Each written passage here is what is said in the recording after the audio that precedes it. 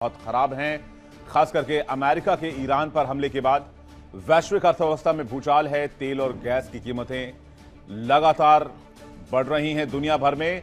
भारत में भी premium petrol और बाकी जो इंडस्ट्रियल डीजल है उसके दाम बढ़ाए गए। तो ये जो सिचुएशन है पूरी दुनिया में उसको समझने के लिए हम लेकर आते हैं आपके लिए खास पेशकश वर्ल्ड नाउ। वर्ल्ड नाउ में आज खबरें क्या है वो सबसे पहले जान लीजिए।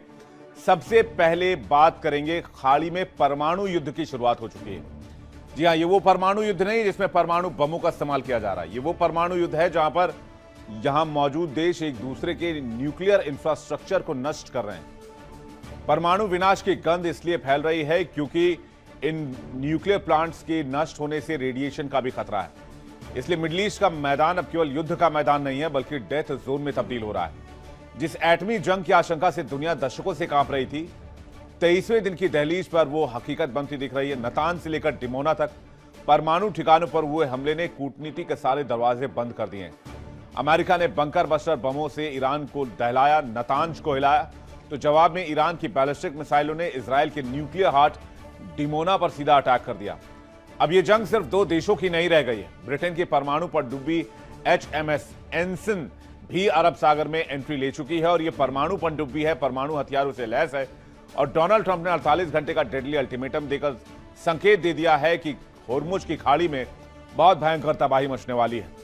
सवाल यह, क्या इंसानियत अपनी आखिरी सांसें इस इलाके में गिन रहा है? क्या खाड़ी से उठी ये चिंगारी पूरी दुनिया को राख कर देगी? समझेंगे इस खबर को, लेकिन इसके साथ साथ पूरी दुनिया में एक और क्राइसिस बढ़ सकती है। तेल और गैस की किल्लत बढ़ सकती है अगर ये जंग और ज्यादा विकराल हुई, जिसके होने के पूरे चांसेस नजर आ रहे हैं, पूरे आसार दिख रहे हैं। देखेंगे हर एक ABCD, हर एक पहलू इस खबर की और जानेंगे इस खबर के तह में क्या है। वर्ल्ड नाउ में अगली खबर में बात करेंगे ईरान के बारे में। दुनिया जिस अमेरिका को महाशक्ति मानती थी, उसी अमेरिका और इजराइल के ईरान से जंग में पसीने छूट गए।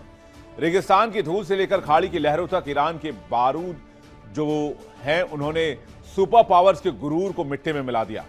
यह जंग सिर्फ सरहदों की नहीं है बल्कि वजूद की बन चुकी है। खामनेई के बाद मुज्तबा के नेतृत्व में ईरान को M2 पावर मिल गया है, जिसकी जद में सिर्फ तेल अवीव भी नहीं है बल्कि लंदन और वॉशिंगटन भी आ सकते हैं।